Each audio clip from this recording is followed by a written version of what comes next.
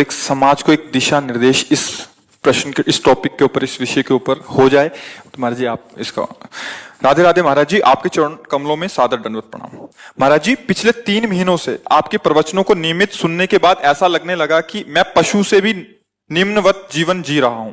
अब आपके प्रवचन सुनने पर जीवन बदलने की प्रेरणा मिलती है। महाराज जी मेरा शरीर पुरुष का होते हुए भी अलग अलग पुरुष शरीरों के साथ यौनाचार जैसे घृणित पाप कर्णों में रोज रोज लगा रहता था। अब आपके प्रवचनों से प्रेरित होकर कुछ समय से बड़ी मुश्किल से अपने आप को कंट्रोल करके रखा है, फिर भी मन बार बार वही सब करने को करता है।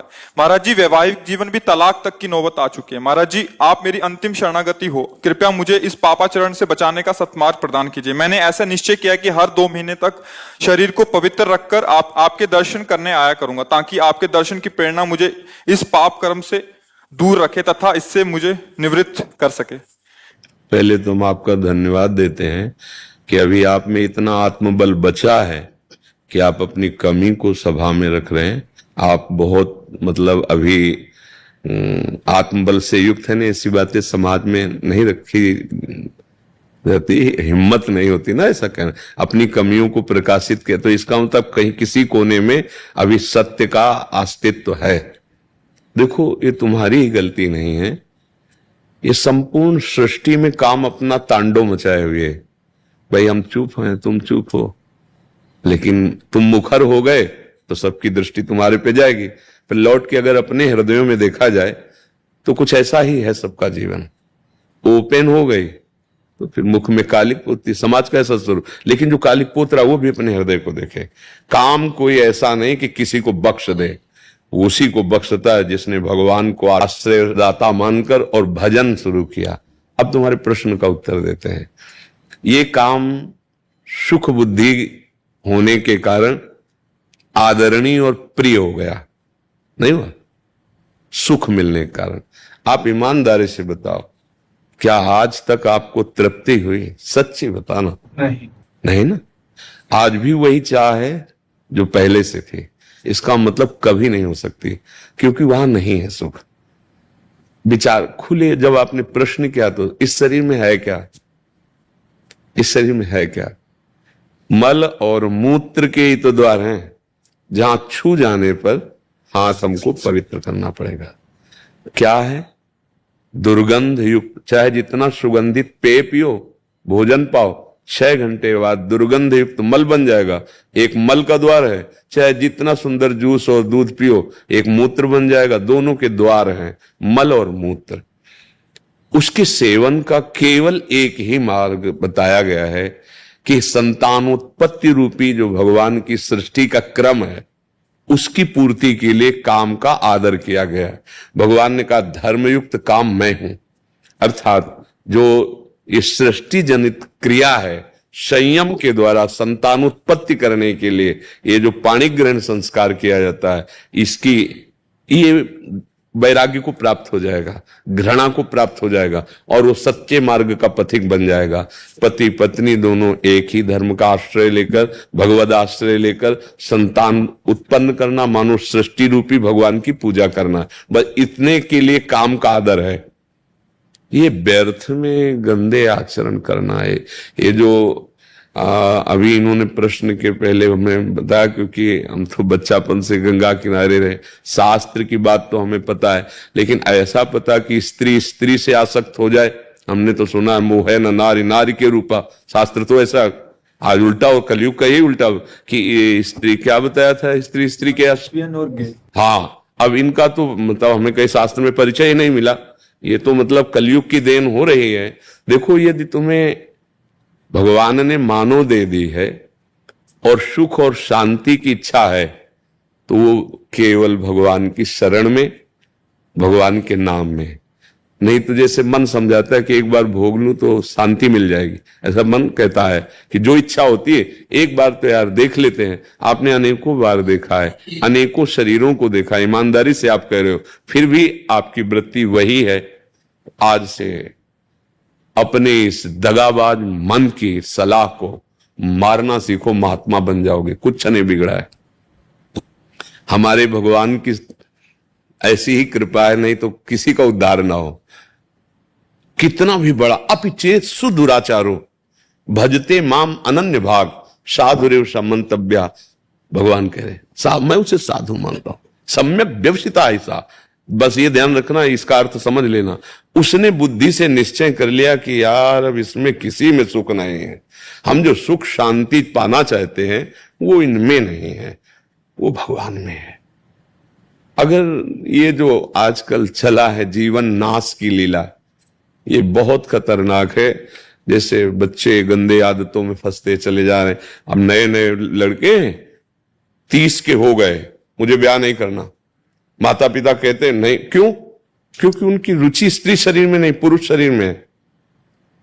तो एक काम का आदेश केवल संतान उत्पत्ति के लिए है कि आप संतान उत्पन्न कर लेंगे, नहीं। तो ये जो शक्ति का नाश कर रहे हैं, ये जो अपराध कर रहे हैं, ये तुम्हारी दुर्गति कर देगा।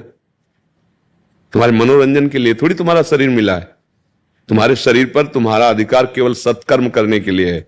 अच्छा, तुम अपने शरीर को नष्ट करो, हमारी सरकार को पता चल जाए तो आपको सजा मिलेगी? नहीं मिलेगी। आपको जो हमारा शरीर हम रखें या नष्ट कर दें तो देखो तुम्हारे शरीर पर भी तुम्हारा अधिकार यहां नहीं, यहीं यही की सरकार आपको अभी हथकड़ी डाल देगी।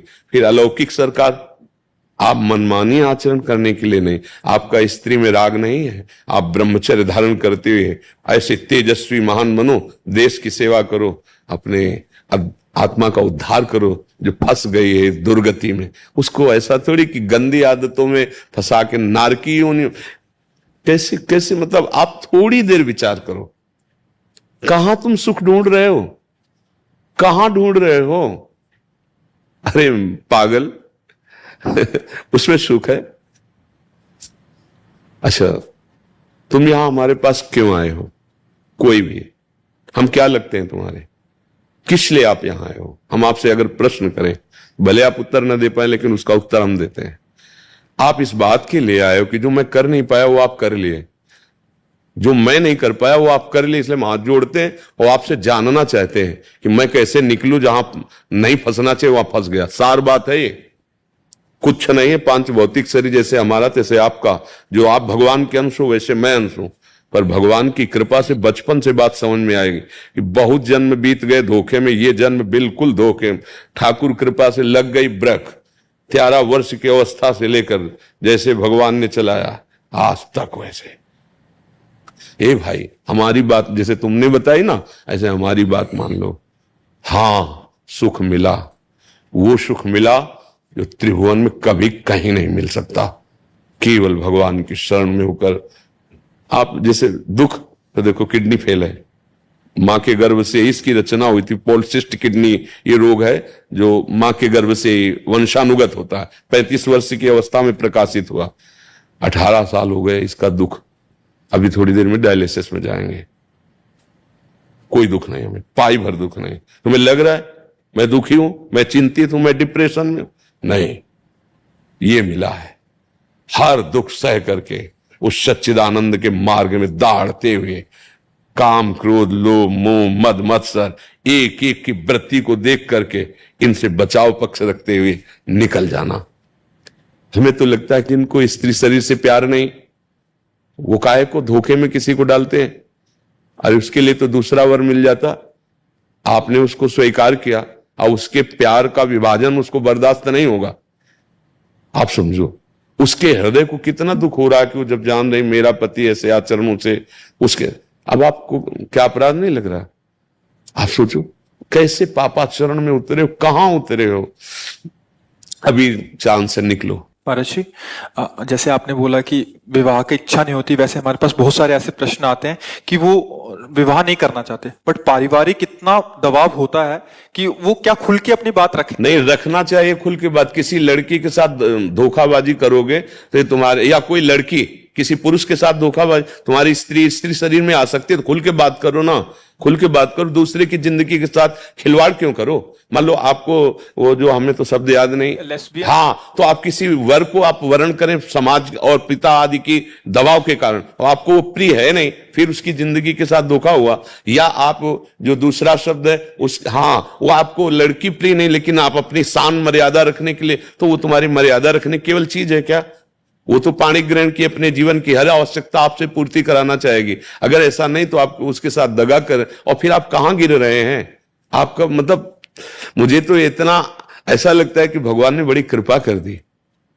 यदि तुम्हारा ब्याह में मन नहीं, तुम्हारा स्त्री में आसक्ति नहीं, तो जीवन भर इसी से डरते रहा जाता है। महात्मा बनकर भी इसी बात से डरते रहा जाता है कि कहीं हमारे कदम फिसल न जाए, और उसको रुचि नहीं। अरे यार, महात्मा बनने में क्या दे रही है?